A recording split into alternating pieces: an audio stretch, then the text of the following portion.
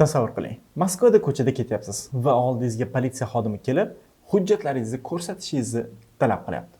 Xuddi mana bu videodagidek. Ваши Если документы, молодой человек. Причина проверки. Я вам объяснил. Aytaylik, shunaqa vaziyatlarda umuman hujjatingiz bo'lmasa yoki asli hujjatlaringiz bor, lekin ular kvartirangizda qolib ketgan bo'lsa, yoki hamma hujjatlaringiz yoningizda, hammasi chotki, okey, zo'r, lekin shunda ham politsiya xodimi sizdan nimanidir talab qilayotgan bo'lsa,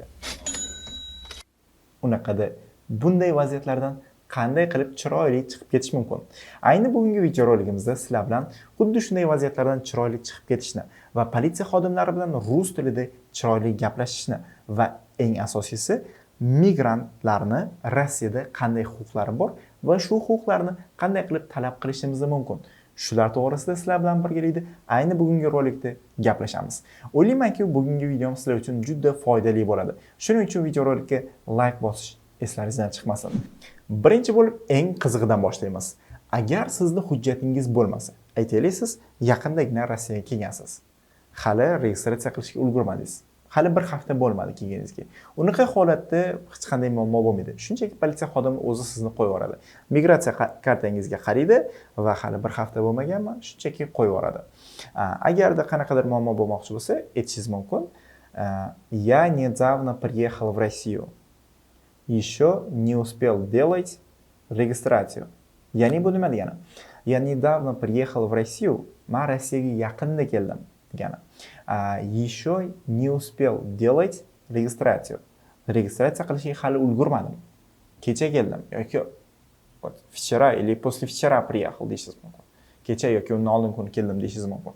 Xo'p, va bunaqa vaziyatlarda aslida muammo bo'lmaydi, shunchaki qo'yib yuboradi. Agarda siz ancha vaqtdan beri ishlab kelayotgan bo'lsangiz va siz ancha vaqtdan beri hujjatsiz, dokumentsiz ishlab kelayotgan bo'lsangiz, unda unaqa holatda nima deyish kerak? Aslida men o'zim hujjatsiz yurishni maslahat bermayman. Chunki meni necha tanishlarim hujjatsiz ishlagani uchun Rossiyadan deport bo'lib kelishga hozir kunda. O'shaning uchun hujjatsiz yurishingizni maslahat bermayman. Albatta hujjat qilib oling. Bu birinchidan deport bo'lish xavfi bor. Ikkinchidan deport bo'lmasangiz ham har gal politsiya xodimi sizni tutganda ularga siz ularning qo'lidan qutulishingiz uchun xohlaysizmi yo'qmi pul berishingiz kerak. Qo'pol qilib aytganda ularga fora berishingiz kerak. Bu esa bizni shariatimizga to'g'ri kelmaydi. Shu sabab men sizlarga hujjatsiz yurishni maslahat bermayman. Xo'p, endi hujjatsizsiz. Hozirgi damda hujjatsizsiz va politsiya xodimiga sizni to'xtatadigan bo'lsa, nima qilish kerak? Nima deyish kerak qo'lidan chiqib ketish uchun? Albatta, u sizni shunchaki qo'yib yuborish uchun pul berishingiz kerak. Faqat pul berayotganda kamroq pul berish uchun chiroyli muomala qilsangiz bo'ladi. Aytaylik, nima deyishingiz mumkin? Men so'zlarni tahlil olganman kompyuterimga. Xo'p, просто yolg'on bo'lib qoladi, lekin shuni aytishingiz kerak. Voy, komandir, я забыл взять документы с собой. Nima degani bu? O, komandir, men dokumentlarni o'zim bilan olishni unutibman degani. Ya'ni, я забыл взять olishni unutibman, забыл unutibman degani взять olishni, с собой o'zim bilan yoki yonimda degan ma'nolarda keladi. Xo'p, o'sha paytda aytishingiz mumkin: Командир, я реально очень тороплюсь. Пожалуйста, отпускайте меня. Вот вам. Все, что у меня есть. Deb chiroyli qilib bersangiz bo'ladi. Qanaqa bu? Вот. Командир, реально очень тороплюсь. Nima degani? Komandir, я очень тороплюсь, men juda ham shoshilyapman. Реально degani haqiqatan. Я реально очень тороплюсь. Men haqiqatan shoshilib turibman. Пожалуйста, отпускайте меня. Iltimos, men qo'yib yuboring. Вот я вам дам все, что у меня есть. Mana sizga borimni beraman. Bor pulimni beraman degan. Вот я вам dam все, что у меня есть. Deb berasiz, keyin qutulasiz. Bo'lmasa assalomu alaykum O'zbekiston deb O'zbekiston kirib kelasiz. Yuqorida aytganimdek, hujjatsiz yurishni maslahat bermayman. Bunaqa yolg'on ishlatishga to'g'ri kelmaydi, fora berishga to'g'ri kelmaydi va bemalol yurasiz. Xo'p. Lekin sizni hujjatlaringiz joyida bo'lsa-yu, lekin sizni qo'yib yubormayotgan bo'lsa, qanaqadir sizdan pul tama qilayotgan bo'lsa, nima qilish kerak? Avvalambor birinchi navbatda mana bu videoni ko'rib oling. Причина проверки. Оперативно-розыскные мероприятия. Причина Розыск. проверки, Я законная вам сказал. причина проверки. Молодой человек, Законная причина проверки. я вам сказал. Я задержан? Нет, ваш Ну документ. все, до свидания. Молодой человек, куда? Я Ваши задержан? документы. Я задержан? Я ваш документ проверяю. Я задержан? Вы не задержаны, ваш документ. Если я не задержан, я вправе выйти. Если я не задержан, я вправе выйти. Я вас не задержу, я проверяю ваш документ. Если я не задержан, я вправе выйти. Ваши Могу, если я- документы, молодой человек. Причина я вам проверки. Я вам объяснил. Оперативно-розыскные Это не причина. мероприятия. Это не является законной То есть причиной вы проверки. отказываетесь Ни предоставить в коем случае, нет. ваш Нет. документ. Причина проверки. Согласно федеральному закону о полиции, при обращении сотрудника полиции вы обязаны Я вам назвать сказал. мне Оперативно цель проверки, цель обращения, причина обращения. Вот я слушаю причину. Статья 13, Да, часть 1, да, пункт 2. замечательно. Знаете? Причина Вы проверки. знаете его? Причина Молодой человек. проверки. Назовите мне причину Молодой проверки. человек, вы знаете? Знаю. Причина проверки. Я вам объяснил. Это не причина. Вы отказываетесь мне назвать законную Я вам причину сказал, вам проверки. уже сказал. Две Вы причины. отказываетесь мне назвать не сказал, я законную вам причину сказал. проверки. Мы сейчас долго здесь припираться будем? Нет, кажется, документ не покажет. Я задержан? Вы покажете. Я сейчас задержан? Если я не задержан, я вправе выйти. Молодой человек. Я на всякий случай, вот, как свидетель. тут тоже. Молодой человек, я вам Что-то объяснил две личико было. причины, по которым... Вообще-то Две причин причины. 4. А я вам назвал две. Давайте. ваш Какие? документ. Какие причины вы назвали? Вы не назвали ни одной законной причины. Все? Если вы документы А вы не кто, извините? предоставляете, всё, А вы кто, давайте, извините? до свидания. Вы кто? Александр, все. До свидания. Вы Александр или кто? Вы Александр. Я всё. Александр, да, а вы кто? Александр Кимович. А вы кто? Покиньте помещение. А вы кто? Покиньте помещение. А вы кто? Я? Да. Видимо, вы тоже сотрудник полиции. Вот я к вам Да, обратился. да, Кто вы? Вы обратились, я вам обратился. А как ваша фамилия? До свидания. Как ваша фамилия? Я вправе знать это? Александр, вы... То есть вы отказываетесь, да? Вы отказываетесь Да. предоставить Я к вам с вами свои разговариваю, не документы, приставать к другим. Александр. Всё. Я вам обратился. Ну, он меня не выпускает, вы Вы видите сами. это... Не предоставляете Он меня не документы, выпускает. всё, Я вам выходите почему отсюда. пускаю? Что, все? Выпускаете теперь, да? Вы же меня до этого хватали. Александр, Я вас хватал. Вы меня до Где? этого хватали, Где да. я вас хватал? Молодой человек, у вас Своими лапками вы хватали. видеозапись где у вас там? Предоставите? Это зафиксировано, да. Хорошо. Сегодня же вечером будет в Хорошо, YouTube. Да. Хорошо, предоставляйте в YouTube. Всего хорошего. Lekin bunaqa politsiya xodimlari bilan tortishib, ularni bir sportda yengib chiqish uchun rus tilini yaxshi bilish kerak. Rus tilida razgovor qilishni yaxshi bilish kerak. Agar rus tilida razgovor qilishni bilmasangiz, men sizga ilm markazining kino va rus tili kursini tavsiya bera olaman. Chunki kino va rus tili kursi orqali siz birinchidan ishingizdan chiqib, o'zingizga qulay paytda bemalol kvartirangizga borib, yotib rus tilini o'rganasiz. Yoki avtobusda ketyapsizmi, umuman o'zingizga qulay paytda, qulay joyda o'rganasiz. Ikkinchidan esa zerikarsiz darslarsiz, qiziqarli kinolar bilan ishlab chiqilgan darsliklar yordamida rus tilini o'rganasiz. Bu вообще shikarniy maza qilib, qiynalmasdan o'rganiladigan metod hisoblanadi. Shuning uchun men sizga shu kursni tavsiya bera olaman va bu kursga eng qizig'i 6 avgustdan 15 avgustgacha 50% chegirma qilish rejalashtirilgan. Hozir chegirma ketmayotgan bo'lsa ham, yaqinda chegirma ketish rejalashtirilgan, lekin siz chegirmadan oldin xuddi mana shu chegirma narxda o'zingizni joyingizni band qilib qo'yishingiz mumkin. Mana men hali o'sha paytdagi kursga yozilaman, mana oldindan pul deb. Nimaga? Chunki chegirma boshlanishi bilan joylar to'lib qoladigan bo'lsa, chegirma 15 avgustdan ham tugab qoladi, oldin ham tugab qoladi. O'shaning uchun oldindan joy band qiladiganlar soni ko'p bo'ladi. Maslahatim, siz ham oldindan joyingizni band qilib qo'ying. Buning uchun joy band qilish uchun kursga yozilishdan oldindan mana ekranda ko'rsatilgan nomerga yoki mana Telegram manzilimizga murojaat qiling. Xo'p. Endi darslikni davom qilamiz. Aytaylik, siz rus tilini oz-moz bilasiz va hujjatlaringiz yoningizda, hammasi naqd, patent to'langan boshqa. Lekin politsiya xodimi keldida sizni oldingizga "Можно документы" deb so'radi. Dokumentlaringiz mumkinmi deb. O'sha paytda men maslahat beraman, darhol kameraga oling, tasvirga oling. Nimaga? Chunki boyagi sizga rolik ko'rsatgan bo'lsam, o'sha rolikka yaxshilab e'tibor bergan bo'lsangiz, videoni boshida politsiya xodimi aytayaptiki, "Men seni ushlab turibman" deyapti. "Я задерживаю тебя" deyapti. "Men seni ushlab turibman" dedi. "Ketishga haqqing yo'q" deyapti. Lekin video oxirida "Yo'q, men seni ushlab turganim yo'q" deyapti. Ketaver deyapti. Tushunyapsizmi? Politsiya xodimi o'sha 1 minutda o'zgarib qoladi, ikki xil gapiradi. Endi ba'zi birlari, hammasi emas. Shuni hisobiga kameraga olishga haqqingiz bor. Ya'ni shuni hisobiga kameraga oling va kameraga olishingizga haqqingiz bor. Kimlarni kameraga va qanday joylarda olishga haqqingiz bor? Keling, mana shu savolga aniqlik kiritamiz. Demak, отделениеda, hokimiyatlarda, boshqa joylarda, shunaqangi davlat organlari ishlaydigan joylarda kamera olish mumkin emas. Общественный местlarda kameraga olish mumkin. Общественный место qanaqa? Jamoat joylari. Aytaylik, bu bo'lishi mumkin avtobus, metro yoki торговый sentr yoki shunchaki ko'chada to'xtatishda. Bunaqa joylarda siz bemalol o'zingizni telefoningizda politsiya xodimi syomka qilishingizga haqqingiz bor. Nimaga? Siz buni keyin o'zingizga himoya sifatida foydalanishingiz mumkin. Aytaylik, siz kameraga shunda olayotganingizda politsiya xodimi so'rashi mumkin.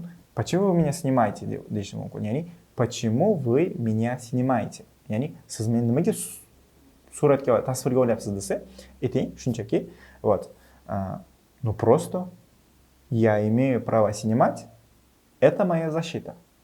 Shunaqa deng. Ya'ni, ну просто shunchaki я имею право снимать, men tasvirga olishga haqqim bor, и это моя защита. Va bu meni himoyam deysiz.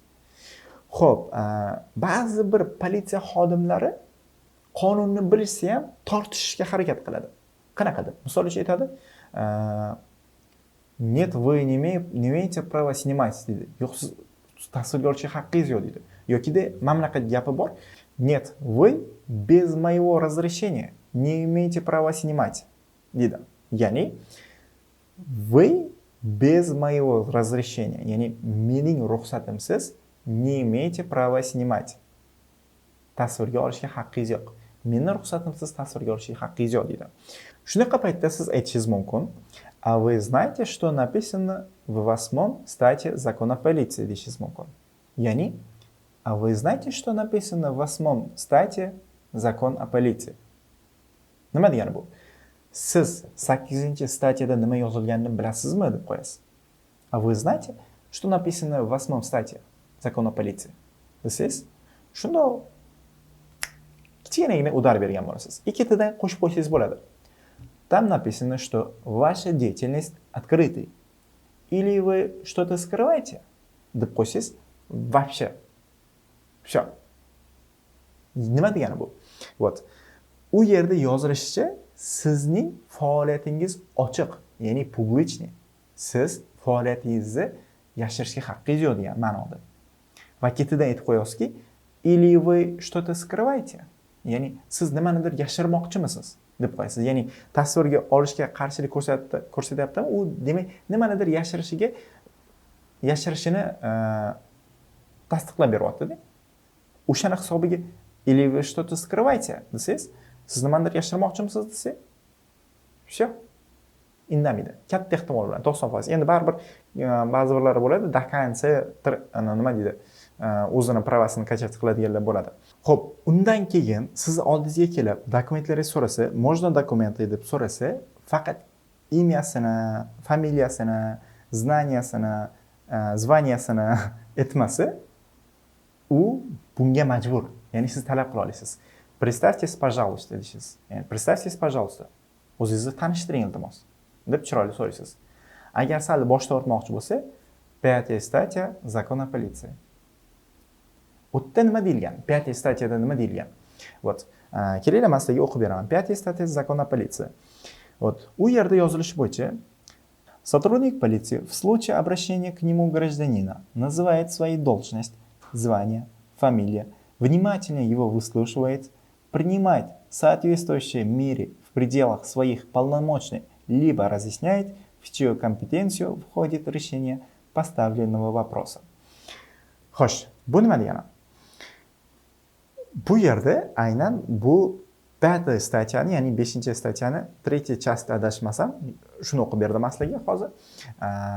Bu yerda гражданин politsiya сотрудниgiga, ya'ni militsiya xodimiga murojaat qilayotganda, militsiya xodimi o'zini должностini, ya'ni ishini va zvaniyasini, darajasini va familiyasini aytish kerak, deyapti. Va гражданинni diqqat bilan eshitish kerak, deyapti. va aytyaptiki, grajdaninni qo'yilgan savoli yoki o'sha hal qilinishi kerak bo'lgan ishi unga doir bo'ladigan bo'lsa, hal qilish kerak. Agar uni ishiga aloqasi bo'lmasa, kimni ishiga aloqaligi borligini tushuntirish kerak. Tushunasiz? Siz murojaat qilyapsizmi politsiyaga yoki politsiya sizga murojaat qilyaptimi? Demak, eng muhimi u o'zini ismini, familiyasini aytishi kerak. Xo'p, ko'p holatlarda o'zini ismini aytadi. Familiyasini aytsa, siz удостоверение so'rashingiz mumkin. Удостоверениеңizni ko'rsating deb. Покажите удостоверение.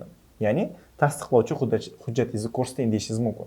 Tasdiqlovchi hujjatini ko'rib, keyin dokumentlaringizni bering desa, aslini olganda ular dokumentlarini tekshirish uchun 3 ta sababi bo'lishi kerak. 3 ta sababi bo'lishi kerak.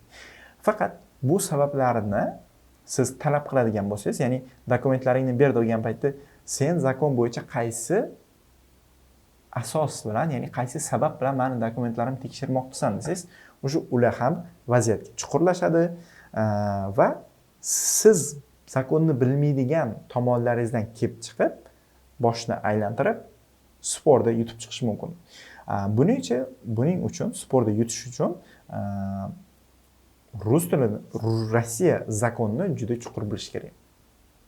Boshqa zakonni aytgan paytda ham, yo'q, bu zakonning to'g'ri kelmaydi, men buni bilaman deb javob bera oladigan darajada bo'lish kerak.